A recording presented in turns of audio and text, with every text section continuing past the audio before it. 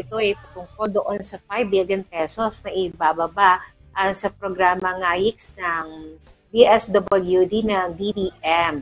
So, ito po ay karagdagang tulong nga rin po para nga po sa mga taong mahihirap na kinakailangan ng tulong. Pero ayon nga kay Kuya Oliver, parang mas maganda kung trabaho ang ibigay sa ating mga kababayang mahihirap dito sa bansa. Para nang sa ganon, continuous nga ang pag-produce. Kumbaga may sweldo ka buwan-buwan na maibibigay mo para sa pangangailangan ng inyong pamilya. Kaysa sa one-time bigay, fly away na. At ang ilan pa nga ng mga nag-message natin dito, hindi ginagamit, di umano, na doon sa magandang paggagamitan, yung mga perang natatanggap sa pamahalaang nasyonal. So, ang adhikain lang naman ng pamahalaang nasyonal ay makatulong sa ating mga kababayang mahihirap. Pero sana, yung mga beneficiaries natin dito sa 4Ps, yung tupad na yan, sana